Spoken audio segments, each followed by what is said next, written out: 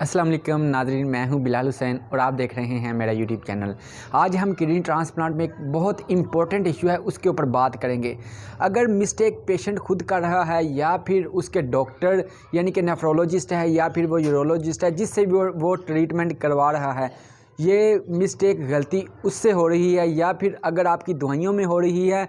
या गलती आपके किडनी ट्रांसप्लांट के केस में कहीं भी हो रही है, तो उसकी वजह से आपकी किडनी फेल होने के चांसेस 90% से 95% बढ़ जाते हैं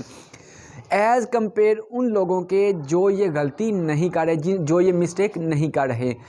तो अगर मिस्टेक पेशेंट खुद कर रहा है या फिर उसके डॉक्टर से हो रही है,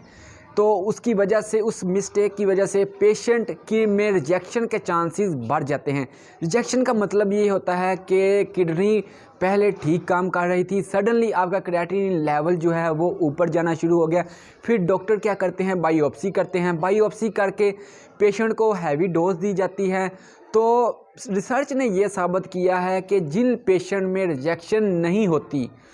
उनकी लाइफ भी अच्छी होती है एज़ कंपेयर उन लोगों के जिनमें रिजेक्शन यानी कि बार बार होती है, रिजेक्शन होती है।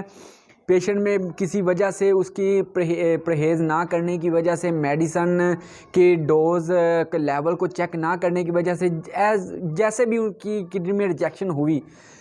तो उसकी लाइफ भी हाफ हो जाती है। 5 साल, चाहे वो किडनी 5 साल निकाले या 3 साल निकाले, क्योंकि बहुत लोगों के पाकिस्तान में किडनी ट्रांसप्लांट हुए हैं, बहुत ज़्यादा पैसे लगाते हैं, उसकी फैमिली में कोई ना कोई डोनर बनता है, वो भी अपनी किडनी देता है, लेकिन फिर भी किसी गलती की वजह से पेशेंट में रिजेक्शन हो जाती हैं।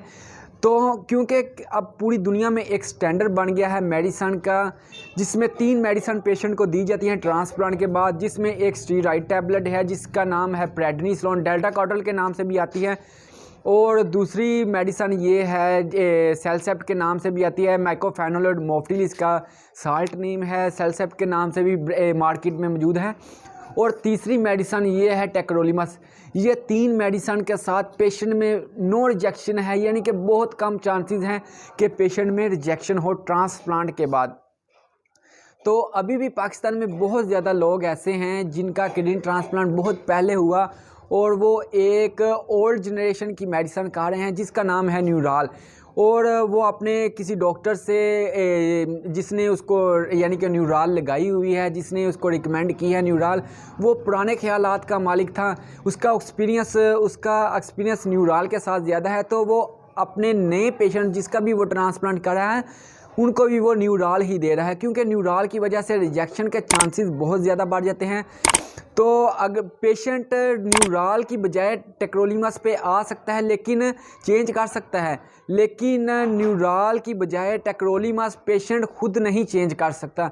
क्योंकि उसको चेंज करने के लिए डॉक्टर पहले उसका ड्रग लेवल मॉनिटरिंग करता है, फिर आहिस्ता आहिस्ता टेक्रोलिमस के साथ उसको चेंज किया जाता है न्यूराल को, तो इसलिए पेशेंट खुद नहीं कर सकता। तो अब दूसरे नंबर पे मिस्टेक ये है कि कुछ पेशेंट होते हैं delta cartel free. Delta cartel को आप कभी भी नहीं छोड़ सकते। डेल्टा कार्टेल प्रोटोकॉल फ्री होते हैं पेशेंट, लेकिन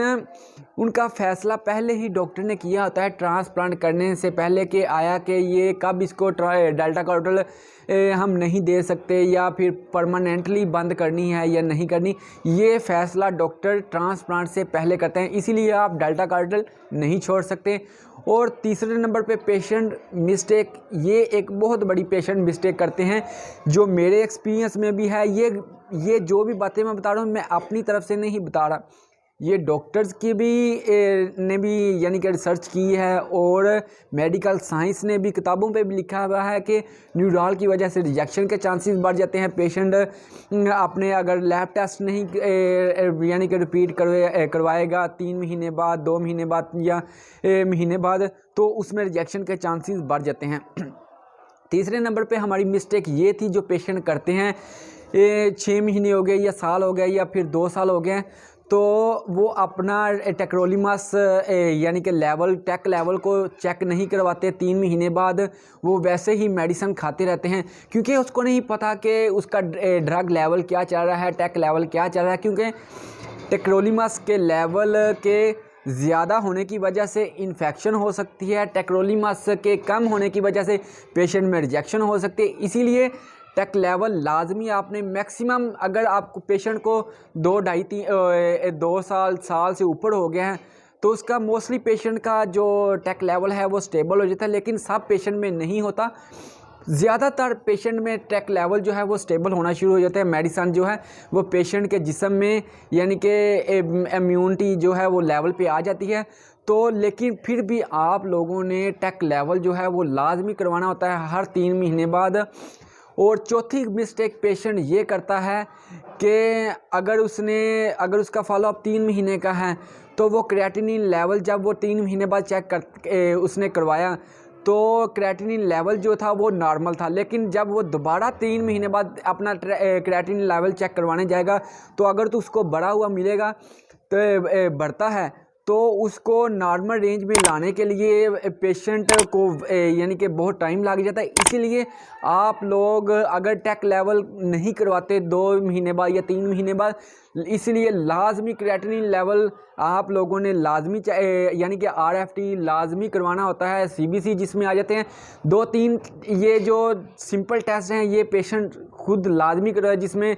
यूरिन कंप्लीट एग्जामिनेशन हो गया, RFT हो गया और CBC हो गया। क्योंकि मैंने एक पेशेंट का इंटरव्यू भी किया हुआ है जिसकी 5 साल बाद किडनी रिजेक्ट होगी, तो उसकी वीडियो मैं अपने आई बटन में दे दूंगा, आप उधर से भी जाके चेक कर सकते हैं या फिर मेरा चैनल को विजिट करके भी चेक कर सकते हैं। तो उसकी भी मेडिसन की डोज ओवर होने की वजह से उसमें रिजेक्शन पैदा हुई, वो भी न्यूराल खा रहा था। जो पेशेंट टेक्रोलीमास खा रहे हैं उसमें रिजेक्शन के बहुत कम चांसेस होते हैं। इसीलिए अगर पेशेंट न्यूराल कोई खा रहा है तो वो अपने डॉक्टर से रब्ता करे या फिर उसको वो डॉक्टर किसी और डॉक्टर से जिसका एक्सपीरियंस टेक्रोलीमास के साथ ज़्यादा है तो उसके साथ टेक्रोलीमास को चेंज करे, न्यूराल की बजाय वो टेक्रोलीमास पे आ जाए। ये थी मेरी नाज़रीन आज की वीडियो। अगर आप मेरे यूट्यूब चैनल पर नए हैं तो काइंडली इसको सब्सक्राइब कर दें और साथ दिए गए घंटी के बटन को प्रेस कर दें ताकि जितनी भी मैं नई वीडियो बनाऊँ उसका नोटिफिकेशन सबसे पहले आप लोगों तक पहुँच सके। वीडियो अच्छी लगी हो तो लाइक कर दें और कमेंट सेक्शन में अपनी राय का इजहार मेरे साथ ज़रूर करें। थैंक यू, अल्लाह हाफिज़, गुड बाय।